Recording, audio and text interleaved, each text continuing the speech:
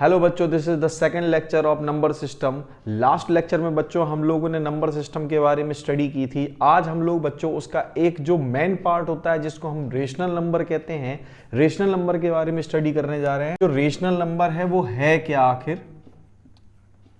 Rational numbers. तो बच्चों ये जो रेशनल नंबर होता है इसको हम ठीक से अगर जान लेते हैं, बारीकी से समझ लेते हैं, तो बच्चों हमें इरेशनल नंबर भी क्लियर हो जाएगा। और अगर इरेशनल और रेशनल दोनों नंबर्स को अगर हम ठीक से समझ लेते हैं, अगर दोनों नंबर्स हमें ठीक से समझ में आ जाते हैं, तो बच्चों हमारे जो रियल नंबर्स का कॉन्सेप्ट है वो भी एकदम क्लियर हो जाएगा। रियल नंबर जो है वो रेशनल और इरेशनल को कंबाइन करके जो हम सेट बनाते हैं वही हमारे रियल नंबर्स होते हैं।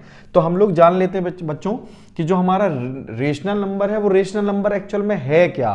तो देखो बच्चों, जो नंबर हमारे फ्रैक्शनल फॉर्म में होते हैं, जो नंबर हमारे फ्रैक्शनल फॉर्म में होते हैं, ऐसे नंबर्स को हम कहते हैं रेशनल नंबर। अच्छा, रेशनल नंबर ये इसका मतलब ये नहीं है कि हमेशा वो फ्रैक्शनल फॉर्म में दिखेगा। ये इसका मतलब ये नहीं है कि कोई नंबर हमेशा फ्रैक्शनल फॉर्म में दिखेगा। इसका मतलब ये है कि जो नंबर्स, जिन नंबर्स को हम फ्रैक्शनल फॉर्म में लिख सकते हैं, they are called rational number. जैसे कि 2। ये बच्चों देखो, इस नंबर को अगर हम ठीक से देख पा रहे हैं तो ये सिर्फ 2 लिखा है। अगर इसको हम फ्रैक्शनल फॉर्म में देखें तो नहीं लिखा है। लेकिन बच्चों इस नंबर को हम 2/1 लिख सकते हैं। यहां 2/1 लिख सकते हैं बच्चों। लास्ट लेक्चर में मैंने आपको बताया था कि ये दोनों नंबर्स जो हैं इनका HCF 1 होना चाहिए। इसका मतलब ये दोनों कैसे होने चाहिए? को प्राइम नंबर्स होने चाहिए। जो हमारा न्यूमरेटर है, जो डेनोमिनेटर है, अगर ये दोनों नंबर्स को प्राइम इंटीजर्स हैं, दोनों के दोनों अगर को प्राइम इंटीजर्स हैं, तो बच्चों हमारा ये रेशनल नंबर होगा।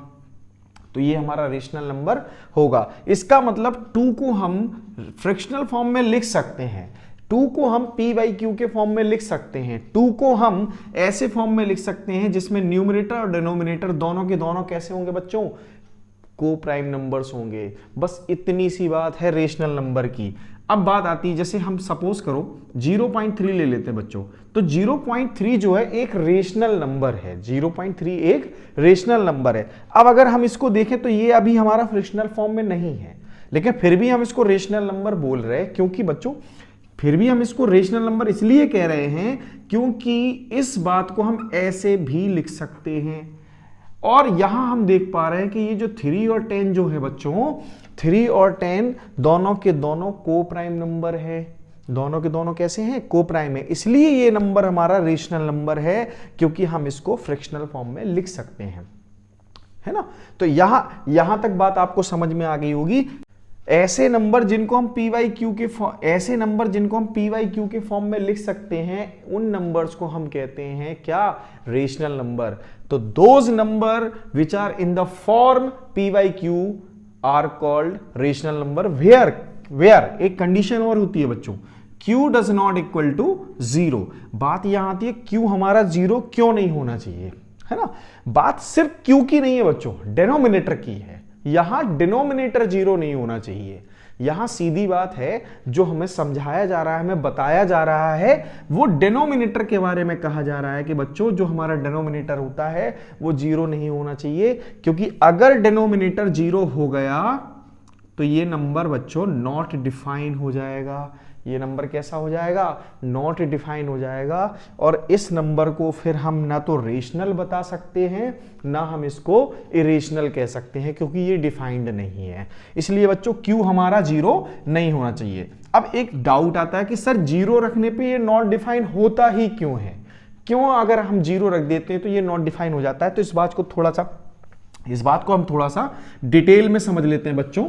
देखिए, जैसे मैं ये कहूं 1, ये 0.1 है, ठीक है, 0.1 है, तो इसका मतलब क्या है? इसका मतलब है 1/10। ठीक है बच्चों, ये क्या है? 1/10।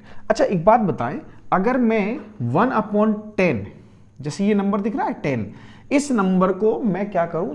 थोड़ा कम कर दूं, 1 पे ले आऊं, तो ये क्या हो जाएगा? 1। अच्छा, अगर मैं ध्यान से देखना, 1 की जगह 0.1 लिख दूं, तो अब ये नंबर एक्चुअल में क्या है? 10, है ना। अगर मैं इस 0.1 की जगह बच्चों 0.00001 लिख दूं तो ये जो नंबर होगा ये 10,000 हो जाएगा। और थोड़ा देखते हैं, अगर बच्चों इसका डेनोमिनेटर देखो, अगर मैं इसको बच्चों देखिए, अगर ये जो नंबर है ये 0 के लगभग अप्रोक्सीमेट इक्वल ही है, लेकिन इक्वल तो नहीं है, लेकिन लगभग 0 के बराबर है। अगर मैं आपसे कहूं कि आपके पास 0.001 पैसा है तो इसका मतलब है कि आपके पास नथिंग, कुछ भी, कोई पैसा नहीं है। ठीक है, तो यहां बात आती है, अगर मैं आपके सामने यहां 0.0000000000000000001 इस नंबर को इंप्लीमेंट कर दूं तो ये नंबर थोड़ा देखें कितना, ये नंबर आखिर होता कितना है। 1 2 3 4 5 6 7 8 9 10 11 12 13 14 15 10 to the power 15। बच्चों इस नंबर को अगर मैं आपसे कहूं काउंट करो तो शायद आप अभी इसको काउंट भी ना कर पाए। तो इसका मतलब ये है कि जैसे जैसे ये नंबर बच्चों देखो 0 की तरफ जा रहा है, वैसे वैसे ये नंबर भी हमारा क्या हो रहा है, इन्फिनिटी की तरफ टेंड्स कर रहा है। डिनोमिनेटर जैसे जैसे 0 की तरफ टेंड्स करेगा, हमारा नंबर भी, हमारा रेशनल नंबर भी कहां किसकी तरफ टेंड्स करेगा, इन्फिनिटी की तरफ टेंड्स करेगा। यहां तक आपको बात समझ में आ गई होगी। इसलिए बच्चों हम q को 0 नहीं लिख सकते, इसलिए हम डिनोमिनेटर को 0 नहीं लिख सकते। अब बात आती है कि सर ये जो रेशनल नंबर है, ये जो रेशनल नंबर है, यहां पे p और q कौन से नंबर होते हैं बच्चों, को प्राइम नंबर होते हैं। को प्राइम का मतलब क्या होता है, ऐसे नंबर जिनका SCF क्या होना चाहिए, 1।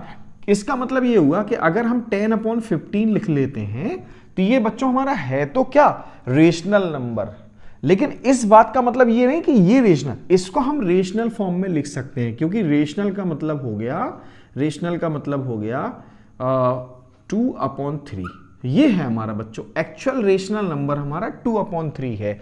10/15 को हम 2/3 के फॉर्म में लिख सकते हैं। So this is a rational number because it is in the form 2/3। ठीक है बच्चों, यहां तक आपको बात समझ में आ गई होगी। तो ये सारे के सारे हमारे क्या थे, रेशनल नंबर थे। अब बात आती है, जैसे सपोज करो 0.3333333 एंड सो ऑन। ये नंबर अगर आप ठीक से देख पा रहे होंगे तो ये नंबर जो है डेसिमल फॉर्म में है और 3 बार बार क्या हो रहा है, रिपीट हो रहा है। बच्चों ये नंबर कैसे आया होगा, जब आपने 1 को 3 से डिवाइड किया होगा तो ये नंबर आपको मिला होगा 0.333333 एंड सो ऑन। इसका मतलब ये हुआ कि जब 1 को आप 3 से डिवाइड करेंगे, जब 1 को आप 3 से डिवाइड करेंगे तो आप देखेंगे कि ये जो नंबर हमको मिल रहा है ये नॉन टर्मिनेटिंग नंबर मिल रहा है। इसका मतलब ये है कि यहाँ पे डिवीजन जो है वो टर्मिनेट नहीं हो रहा, यहाँ डिवीजन ही खत्म नहीं हो रहा, कंटिन्यूसली डिवाइड हो रहा है। हर एक केस में हर बार आपको रिमाइंडर 3 मिल रहा है, सॉरी हर केस में आपको रिमाइंडर 1 बच्चों बार बार मिल रहा है, और 1 को बार बार डिवाइड करने पर 3 से फिर से एक 3 मिल जाता है। तो ये नंबर जो होता है ये नॉन टर्मिनेटिंग नंबर है। बट यहां आप एक चीज नोटिस कर रहे होंगे, जो 3 है वो बार बार अपनी पोजीशन पे क्या हो रहा है, रिपीट हो रहा है बच्चों। तो इसका मतलब है ये जो नंबर है non terminating but repeating number. इसका मतलब ये हुआ कि जितने भी non terminating but recurring number मिलते हैं वो सारे के सारे भी बच्चों कैसे होते हैं, रेशनल नंबर होते हैं। वो सारे के सारे भी रेशनल फॉर्म में लिखे जा सकते हैं। इसका मतलब ये हो गया कि सारे के सारे नंबर जिनको हम PYQ के फॉर्म में लिख सकते हैं they are called rational number. अब बात आती है इरेशनल नंबर क्या होता है। इरेशनल नंबर को जान लेते हैं बच्चों। इरेशनल नंबर का मतलब हो गया इरेशनल नंबर। इरेशनल नंबर का मतलब ये हो गया बच्चों यहां पे कि ऐसे नंबर जिनको हम PYQ के फॉर्म में लिख नहीं सकते, ऐसे नंबर जिनको हम PYQ के फॉर्म में लिख नहीं सकते, जैसे √3। ठीक है, √3। अब एक छोटा सा सवाल आता है, सपोज करो मैंने यहां 1/2 लिख रखा है प्लस √3 लिख रखा है। ठीक है, और बात आती है कि सर इसको हम ऐड करते हैं तो यहाँ एलसीएम ले लेते हैं, तो एलसीएम लेते वक्त हम क्या करते हैं, इसके नीचे 1 लगा देते हैं और यहाँ 2 एलसीएम आ जाता है और यहाँ आता है 1 + 2√3, है ना बच्चों। अब इस केस में क्या हुआ, हमने √3 के डिनोमिनेटर में 1 लगा दिया, ठीक है, √3 के डिनोमिनेटर में 1 लगा दिया। तो अगर इस फॉर्मेट में देखा जाए, P और Q के फॉर्मेट में देखा जाए, तो बच्चों ये रेशनल है ना। अगर हम ये कहें कि सर हमने फ्रैक्शनल फॉर्म में लिख लिया इसको, तो ये रेशनल है, बट एक कंडीशन यहां है कि बच्चों 1 का और √3 का दोनों का HCF 1 होना चाहिए। 1 का और √3 का दोनों का HCF क्या होना चाहिए, 1। क्या √3 और 1 का जो HCF होता है वो 1 होता है, नहीं होता, क्योंकि ये को प्राइम नंबर नहीं है। को प्राइम नंबर नहीं है, इसका मतलब इसको P/Q के फॉर्म में नहीं लिखा जा सकता। इसका मतलब ये एक रेशनल नंबर नहीं है, ये इरेशनल नंबर है। तो बात आती है कि सर ये 1 जो हमने डिनोमिनेटर में 1 लगा दिया, तो इसका क्या मतलब है, इसका मतलब कुछ नहीं है बच्चों। हम किसी भी नंबर के अपॉन में, किसी भी नंबर के डिनोमिनेटर में 1 लगा सकते हैं। जैसे मैं आपसे कहूं 1.356123 and so on.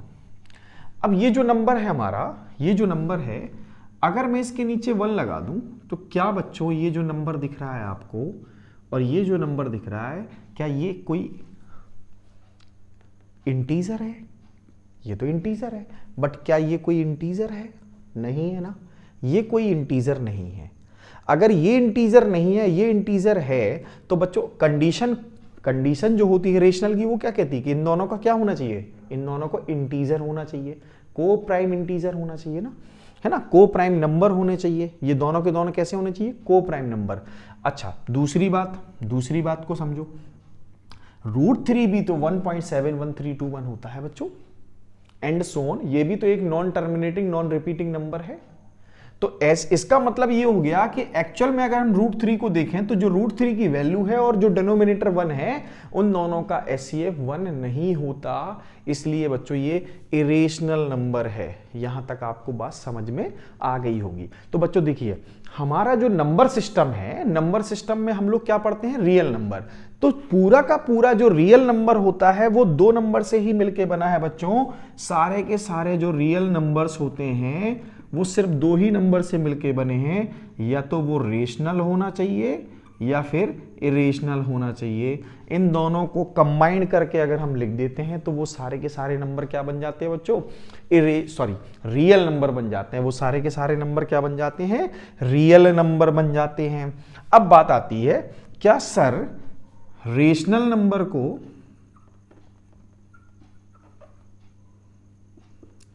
Irrational number के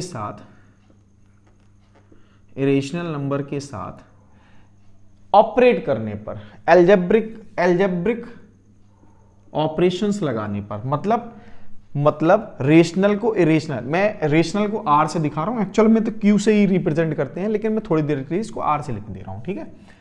R + I, R - I, R × I और R / I, ये सारे के सारे केसेस बच्चों इरेशनल नंबर ही देते हैं हमको। कहने का मतलब, अगर हम रेशनल में इरेशनल नंबर ऐड करेंगे तो हमें इरेशनल नंबर मिलेगा, रेशनल में इरेशनल सब्ट्रैक्ट करेंगे तो भी इरेशनल मिलेगा, रेशनल में इरेशनल का मल्टीप्लिकेशन करेंगे तो भी हमें इरेशनल मिलेगा, और रेशनल को इरेशनल से डिवाइड करेंगे या इरेशनल को रेशनल से डिवाइड करेंगे तब भी हमें क्या मिलने वाला है, इरेशनल नंबर मिलने वाला है। इसका मतलब R और I का जो रिलेशन होगा वो हमेशा I मिलने वाला है। रिलेशन का मतलब बच्चों R और I का अगर आप एडिशन निकालते हैं तब भी I मिलेगा, R और I का अगर सब्ट्रैक्शन निकालते हैं तब भी I मिलेगा, R और I का अगर मल्टीप्लिकेशन निकालते हैं तब भी I मिलेगा, और R और I का अगर आप डिवीजन निकालते हैं तब भी आपको आई ही मिलेगा। इसका मतलब हर केस में आपको क्या मिलने वाला है, इरेशनल नंबर मिलने वाला है। अब इस बात को हम प्रूव कर लेते हैं, ठीक है, इस बात को हम प्रूव कर लेते हैं। कैसे? जैसे सपोज करो ये 2 एक रेशनल नंबर है। 2 क्या है बच्चों, रेशनल नंबर है। अब इस 2 में मैं जब √3 ऐड करता हूं तो मुझे क्या मिलेगा, मुझे क्या मिलेगा, एक इरेशनल नंबर मिलेगा। क्यों मिलेगा, इसके पीछे रीजन समझो बच्चों, ध्यान से देखो। जब मैं इसको देखूं तो ये non terminating and non recurring number है ये हमारा। इसका मतलब 2 + 1.7321 एंड सो ऑन। जब बच्चों इसको ऐड करेंगे तो ये हो जाएगा 3.7321 एंड सो ऑन। तो बच्चों ये नंबर भी तो हमारा non terminating and non recurring number है, ये नंबर भी तो हमारा नॉन टर्मिनेटिंग नॉन रिकरिंग है। इसका मतलब दोनों नंबर्स का जो एडिशन होगा वो क्या मिलने वाला है बच्चों, हमको इरेशनल मिलने वाला है। ऐसे ही बच्चों अगर हम इनका डिफरेंस निकालेंगे वो डिफरेंस भी कैसा होगा, नॉन टर्मिनेटिंग नॉन रिकरिंग। ऐसे ही इनका मल्टीप्लीकेशन और डिवीजन भी नॉन टर्मिनेटिंग नॉन रिकरिंग होगा। तो ऐसी कंडीशन में बच्चे सारे नंबर कैसे होंगे, इरेशनल नंबर होंगे। ये बात आ गई होगी आपको समझ में। अच्छा, बात आती है कि क्या इरेशनल को इरेशनल के साथ ऐड करने पर हमें रेशनल मिलेगा कि इरेशनल मिलेगा। बच्चों यहां 2 केस बनते हैं, या तो आपको इरेशनल को इरेशनल से ऐड करने पर रेशनल मिलेगा या फिर इरेशनल मिलेगा। 2 कंडीशन, ठीक है। या तो इरेशनल को इरेशनल से सब्ट्रैक्ट करने पर आपको रेशनल मिलेगा और इरेशनल मिलेगा। इरेशनल को मल्टीप्लाई करेंगे अगर इरेशनल से तो हो सकता है आपको रेशनल मिल जाए या फिर इरेशनल मिल जाए। इरेशनल को अगर आप डिवाइड कर देते हैं इरेशनल से तो हो सकता है आपको रेशनल मिले और हो सकता है इरेशनल मिले। इनको हम एग्जाम्पल से समझ लेते हैं बच्चों, इनको हम एग्जाम्पल से समझ लेते हैं। जैसे मैं आपसे कहूं कि let a equal √3 and b equal -√3, ठीक है बच्चों। ये 2 अलग अलग इरेशनल नंबर हैं और अगर मैं a + b ऐड करूं √3 + -√3 तो बच्चों हमको 0 मिलेगा और 0 क्या होता है, 0/1।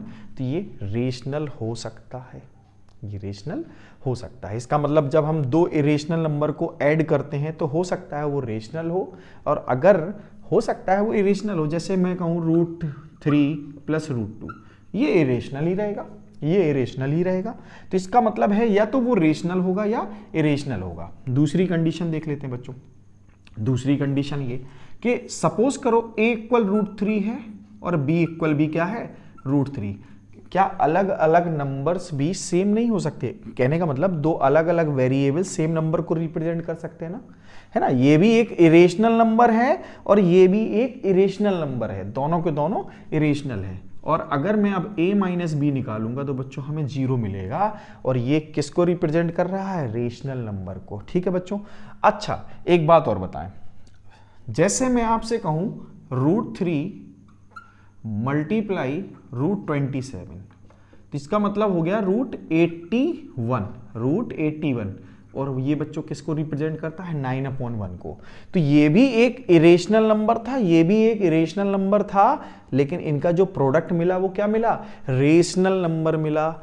अच्छा, अब आते हैं हम लोग डिवीजन पे आते हैं। इसी नंबर को ले लेते हैं। अगर हम √27 को √3 से डिवाइड करेंगे तो बच्चों हमें √9 मिलेगा और √9 का मतलब होता है 3/1। तो ये भी तो एक रेशनल नंबर हुआ, ये भी तो एक रेशनल नंबर हुआ। तो मुझे लग रहा है यहां तक बात आपको समझ में आ गई होगी बच्चों।